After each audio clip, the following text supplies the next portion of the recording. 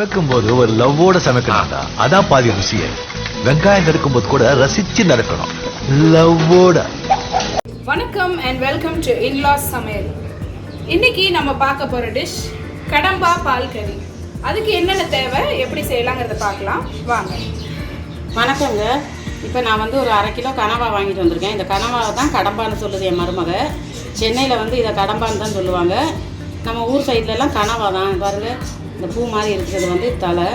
வீட்டிலே கொண்டு வந்து நானே சுத்தம் பண்ணி கழுவி இப்படி ரவுண்டாக கட் பண்ணி வச்சுருக்கேன். இது ஒரு 1/2 கிலோ. இது வந்து நான் பால் கறி வைக்க போகிறேன். மிளகு தான் மெயினாக இது மிளகு தான் அதிகமாக சேர்க்குறது. மிளகு சேர்த்து பால் கறி வைக்க போகிறேன். கனவா ஒரு 1/2 கிலோ. தேங்காய் பால் வந்து இது தண்ணி பால். இது வந்து தலைப்பால். ஒரு தக்காளி சின்னதாக கட் பண்ணி வச்சுருக்கேன். 4 பச்சை மிளகா கீறி வச்சுருக்கிறேன். கொஞ்சம் சின்ன வெங்காயம், தாளிக்க கொஞ்சம் கருவேப்பிலை. இவ்வளோதான். இது பெருசாக ஒன்றும் நமக்கு ரொம்ப நேரம் எடுத்துக்காது. இப்போ அதை எப்படி செய்கிறதுன்னு பார்க்கலாம் வாங்க. இப்போ ஒரு குழியான பாத்திரம் ஒன்று அடுப்பில் வச்சுட்டேன். அதில் வந்து இந்த கரண்டியில் 1.5 கரண்டி எண்ணெய் ஊற்றிருக்கிறேன். இப்போது நம்ம கடுகு, உளுத்தம்பருப்பு கொஞ்சம் சேர்த்துக்குவோம். கொஞ்சம் ஒரு 1/2 ஸ்பூன் ஜீரகம் சேர்த்துட்டு இந்த பச்சை மிளகாய் சேர்த்துக்குவோம். பச்சை மிளகாய் சேர்த்துட்டு இந்த கருவேப்பிலையும் சேர்த்துக்குவோம். இப்போ கட் பண்ணி வச்சுருக்கிற ஒரு 100 கிராம் இருக்கும் இந்த சின்ன வெங்காயம் தான் சின்ன வெங்காயம் தான் சேர்க்குறேன். உங்களுக்கு தேவை இல்லை, சின்ன வெங்காயம் இல்லைன்னா பெரிய வெங்காயம் கூட சேர்த்துக்கலாம். இது இந்த குழம்பு வந்து ரொம்ப நல்லாயிருக்கும். பால் கறி செஞ்சால் ரொம்ப டேஸ்ட்டாக இருக்கும். போட்டு எல்லாம் நாங்கள் செஞ்சால் நாங்கள் நல்லா இருக்குன்னு தான் சொல்லுவோம். அதனால தான் நீங்கள் ட்ரை பண்ணி பார்த்து நிஜமாக நல்லா இருந்துச்சா இல்லையான்னு கமெண்ட்டில் சொல்லுவோம். ஆமாம், நல்லா வதக்கி விட்டுருவோம். வெங்காயம் கொஞ்சம் நல்லா வதங்கட்டும். உண்மையிலே இந்த பால் கறி, கனவா பால் கறி வந்து நல்லாயிருக்கும், நல்லா டேஸ்ட்டாக இருக்கும்.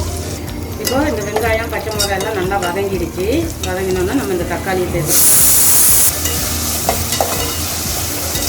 இது ஒரு அளவு வதங்கி வரும்போது நம்ம இந்த கடம்பாவை இதில் சேர்த்துக்குவோம்.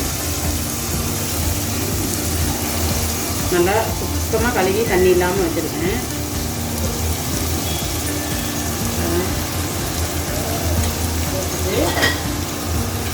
கொஞ்சம் உப்பு போட்டு நான் வந்து ஒரு ஸ்பூன் உப்பு போடுறேன். அப்புறமா சேர்த்துக்கலாம். பத்தலைன்னா அதிகமாகிடுச்சுன்னா நமக்கு அப்புறம் சாப்பிட முடியாமல் போயிடும்.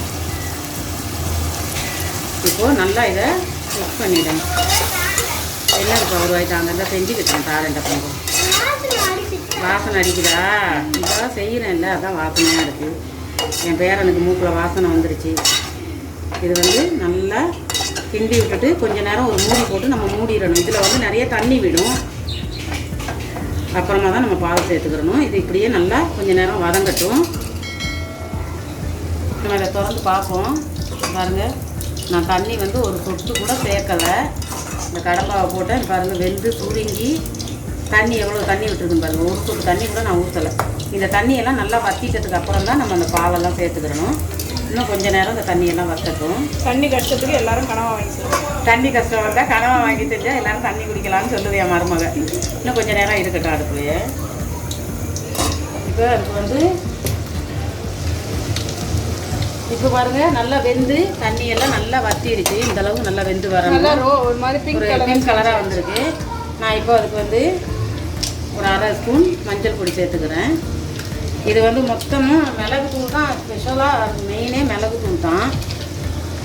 ஒரு 3/4 ஸ்பூன் ஜீரகத்தூள். இப்போது ஒரு கரண்டி அவங்க அப்படியே அவங்களே எடிட் பண்ணி ஸ்டாப் பண்ணிக்குவாங்க. ஆமாம், 1.5 கரண்டி மிளகுத்தூள் சேர்த்துருக்கேன். ஜீரகத்தூள், மிளகுத்தூள், மஞ்சள் தூள், லைட்டாக ஒரு 1/4 ஸ்பூன் மல்லித்தூள். நம்ம இதெல்லாம் நிறைய சேர்க்கக்கூடாது. இப்போது நல்லா அதை கிளறி விட்டுருவோம். ஆள் வேறு கறி நல்லா மிக்ஸ் பண்ணி விட்டுட்டு பாருங்கள், கலர் இப்படி வந்துடும். மிக்ஸ் பண்ணோன்னே இப்போது நம்ம எடுத்து வச்சுருக்கிற இந்த தண்ணி பால்,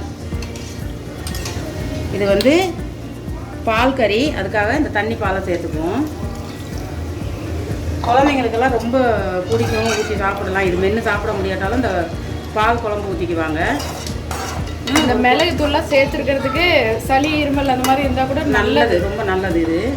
இப்போ இது கொஞ்சம் நேரம் கொதிக்கட்டும். பாருங்க, நம்ம இந்த தண்ணி பால் ஊற்றுனதுக்கப்புறம் மசாலா மிளகு தூளெல்லாம் போட்டு இது மிளகாத்தூள் சேர்க்கலை. பாருங்க எப்படி வந்துருக்குன்னு. இந்த இதில் இது மிளகு தூள் அதிகம் சேர்க்கறதுனால இந்த மாதிரி டார்க் கலர் தான் இருக்கும். ஆமாம், இந்த மாதிரி தான் வரும் கலர். இப்போ நம்ம வந்து இந்த தலைப்பால், தேங்காய் பாலில் இந்த தலைப்பால் சேர்த்துக்குவோம். தலைப்பால் சேர்த்து கொஞ்சமாக தண்ணி கொஞ்சம் மிக்ஸ் பண்ணிக்கிறோம். அதையே நம்ம அந்த கிண்ணத்தையே அலசி ஊற்றிக்கணும். இது குழம்பு ரொம்ப நல்லா இருக்கும், சாப்பாட்டில் ஊற்றி சாப்பிட்றதுக்கு நல்லாயிருக்கும். ஃபுல்லாக மிளகு வாசனை தான் இருக்கும். பாருங்கள், கலரே பார்க்க நல்லாயிருக்கு. இது வந்து ரொம்ப ஒரு நல்ல ஒரு டிஷ்ஷு, நல்லாயிருக்கு பார்க்குறதுக்கு. இப்போ இது ஊற்றினோன்னா லைட்டாக ஒரு கொதிக்கணும், அவ்வளோதான். நம்ம லாஸ்ட்டாக ஒரு 2 சொட்டு லெமன் புழிஞ்சு விட்டுக்குவோம். ஒரே ஒரு கொதி மட்டும் வந்துடும். இப்போ பாருங்கள், நம்ம அந்த தலைப்பால் ஊற்றுனதுக்கப்புறமா லைட்டாக ஒரு கொதி வந்து திக்காக இருக்குது. இந்த மாதிரி திக்காக இருக்கணும், அப்போ தான் நல்லா டேஸ்ட்டாக இருக்கும். இப்போது இதில் வந்து நாங்கள் கொஞ்சோண்டு லெமன், ரொம்ப ஒரு பாதி கிடையாது, அதில் ஏற்கனவே புழிஞ்சிட்டு கொஞ்சம் அப்படி புழிஞ்சி அப்படியே ஒரு கிளறி விட்டுருங்க. வந்து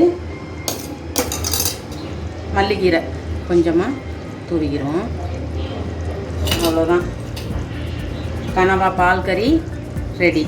இப்போ அடுப்பை ஆஃப் பண்ணிடலாம். ஸோ நல்ல டேஸ்டியாக சூப்பரான ஒரு கனவா பால் கறி எப்படி செய்யறதுன்னு பார்த்தீங்க. கண்டிப்பாக இந்த டிஷ்ஷை ட்ரை பண்ணி பாருங்கள். கடம்பா கறி பிடிச்ச எல்லாருமே இதை வாங்கி நிச்சயமாக செஞ்சு பாருங்கள். இதில் அதிக மிளகு சேர்த்துருக்கிறதுனால இது உடம்புக்கு ரொம்ப நல்ல ஹெல்த்தியான டிஷ். இன்லா சமையலுக்கு சப்ஸ்கிரைப் பண்ணாதவங்க எங்கள் சேனலுக்கு தொடர்ந்து உங்கள் ஆதரவு கொடுங்க, சப்போர்ட் பண்ணுங்கள், சப்ஸ்கிரைப் பண்ணுங்கள். அடுத்து ஒரு நல்ல டேஸ்டியான டிஷ்ஷோடு உங்களை சந்திக்கிறோம். until then bye. கண்டிப்பாக எங்கள் சேனலுக்கு சப்போர்ட் பண்ணுங்கள், சப்ஸ்கிரைப் பண்ணுங்கள். இதே மாதிரி ஏற்கனவே கனவா பெரட்டல் ஒரு வீடியோ போட்டிருக்கேன், அதையும் போய் பாருங்கள். அது வேறு மாதிரி இருக்கும், இது வேறு மாதிரி இருக்குது. கண்டிப்பாக சப்போர்ட் பண்ணுங்கள். ஓகே, பாய். சமைக்கும் போது ஒரு லவ்வோட சமைக்கணும்டா, அதான் பாதி ருசியே. வெங்காயம் நறுக்கும் போது கூட ரசிச்சு நறுக்கணும், லவ்வோட.